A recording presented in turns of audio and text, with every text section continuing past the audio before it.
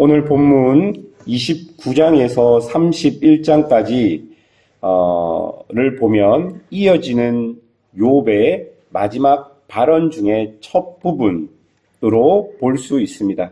욥은 좋았던 옛 시절을 추억하고 있는 것이죠.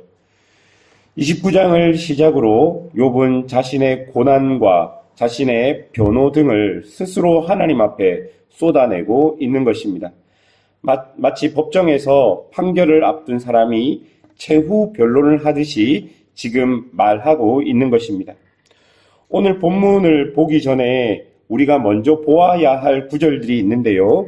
욥기를 읽기 전에 전제라고 말할 수 있는 구절입니다. 먼저는 욥기 1장 1절입니다. 제가 읽어드리겠습니다. 우스 땅에 욥이라 불리는 사람이 있었는데 그 사람은 온전하고 정직하여 하나님을 경외하며 악에서 떠난 자더라. 그리고 1장 8절에도 이렇게 기록합니다. 여호와께서 사단에게 이르시되 내가 내 종 욥을 주의하여 보았느냐. 그와 같이 온전하고 정직하여 하나님을 경외하며 악에서 떠난 자는 세상에 없느니라. 욥기가 시작되면서 욥기라는 성경이 강조하고 전제하는 내용은 욥은 온전하고 정직하며 하나님을 경외하며 악에서 떠난 자라는 내용입니다. 다시 말해서 욥은 의인이라고 욥기라는 성경이 말하고 있는 것입니다. 그래서 욥기를 읽고 있는 독자인 우리들은 욥의 고난이 친구들의 말대로 욥의 죄로 인한 것이 아닌 것을 이미 알고 있습니다.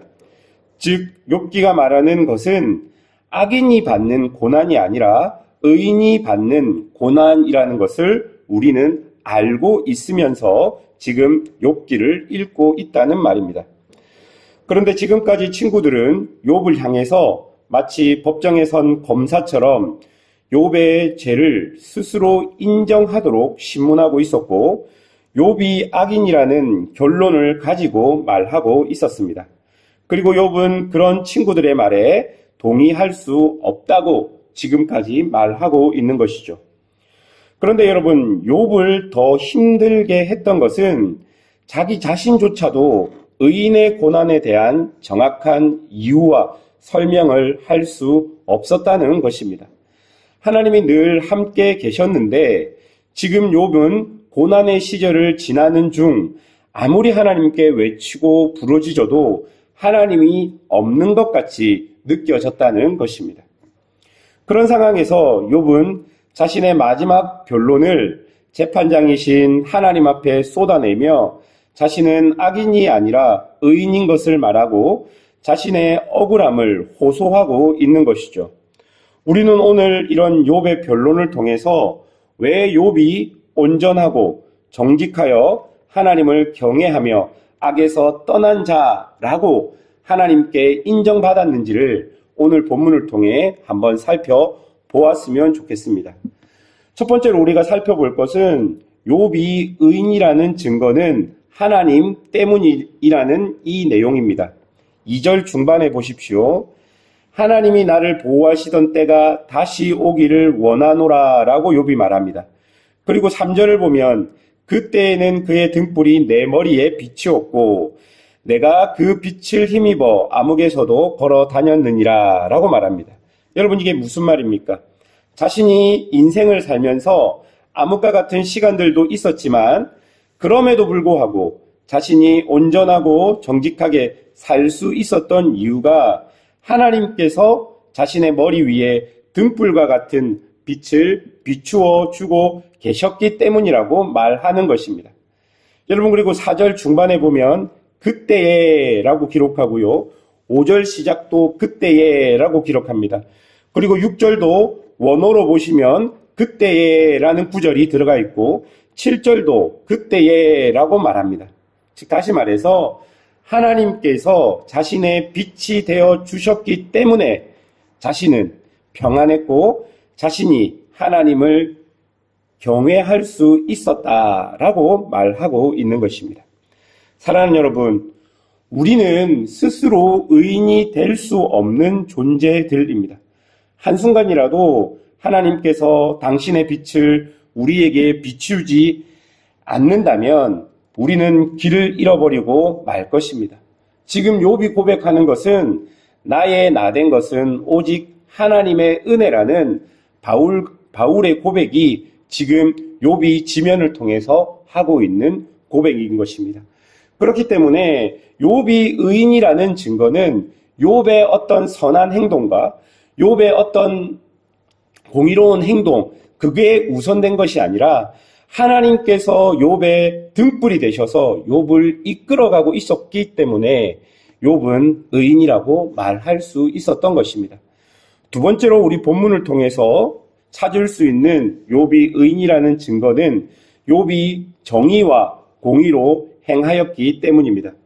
여러분 12절부터 보십시오. 12절부터 보시면 빈민과 도와줄 자가 없는 고아를 건졌다라고 말하고 망한 자도 도왔다라고 말하고 가부도 도왔다라고 말합니다. 맹인도 다리 저는 사람도 빈궁한 자도 또한 모르는 사람들인 이방인과 나그네들도 돌보아 주었다라고 말합니다. 여러분 이렇게 나열된 사람들은 그 시대에 보호자가 없는 사회적인 약자들입니다. 힘 있는 사람들이 아무런 관심을 가지지 않아도 되는 사람들이고 이들에게 불이하게 대한다 할지라도 사실은 큰 문제가 되지 않는 그런 종류의 사람들입니다. 그런데 욥은 이런 사람들의 보호자가 되었습니다. 17절을 보시면 그런 약한 자들을 불의한 자들의 아가리 속에서 건져내었다라고 말하고 하지 않아도 될 일, 그러니까 한다고 누가 알아주지도 않는 정의와 공의로운 일들을 욥은 아무 보답을 바라지 않고 해 주었다라고 말합니다. 여러분 이런 일들을 가끔 혹은 이벤트나 행사로 하는 것이 아니라 14절을 보면 의를 옷으로 삼아 입었고 정의를 고독과 모자로 삼았다라고 말하면서 마치 일상 속에서 의복을 입듯이 욥은 정의와 공의를 행한 것이죠. 그러니까 이런 행동과 이런 생활들이 욥의 태도가 되었고 욥이 사람을 바라보는 모습이 되었다는 것입니다. 그래서 욥은 사람들에게 명성을 얻었고 권위도 얻었던 것입니다.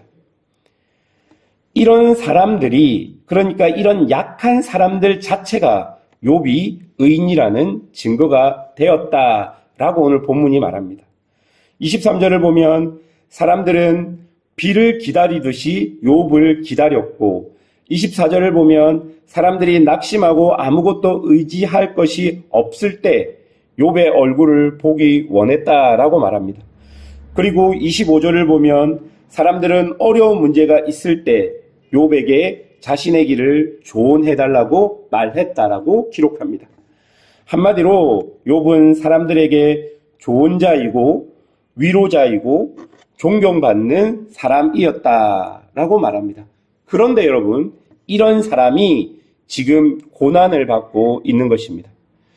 여러분, 우리가 본문을 통해 우리가 명확하게 알 수 있는 것은 이렇게 하나님이 등불된 삶을 살았던 사람, 그리고 많은 사람들에게 정의와 공의를 행했던 사람도 고난을 받는 모습을 통해서 우리가 알 수 있는 것은 의인도 고난을 받을 수 있다는 것입니다.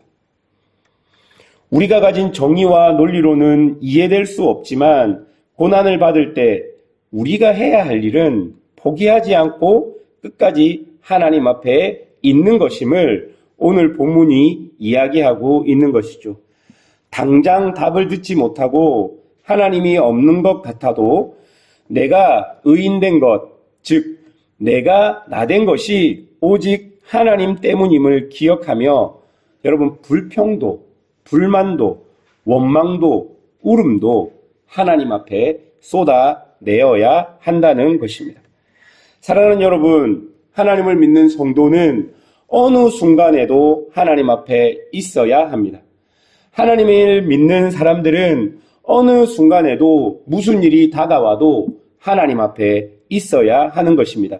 왜냐하면 성도의 존재 이유가 하나님이시고 성도의 정체성이 하나님이기 때문입니다. 이해할 수 없는 순간에도, 견딜 수 없는 순간에도, 인생의 여러 질문 앞에 있는 순간에도, 답이 없는 순간에도, 괴로운 순간에도 성도는 하나님 앞에서 질문하고 부르짖는 사람들이 되어야 하는 것이죠. 그것이 바로 하나님 때문에 의인된 사람들의 의무일 것입니다. 사랑하는 여러분, 이런 은혜로 2023년도를 우리가 살아왔고, 이런 은혜로 우리가 2023년도 마지막 달에 있는 것입니다. 2023년을 마무리하면서 하나님 앞에 여전히 서 계십시오. 질문이 있고 고민이 있고 괴로움이 있고 아픔이 있다 할지라도 여러분에게 중요한 선택과 결정을 해야 되는 그런 일들이 여러분 안에 있다 할지라도 언제나 하나님 앞에 계십시오.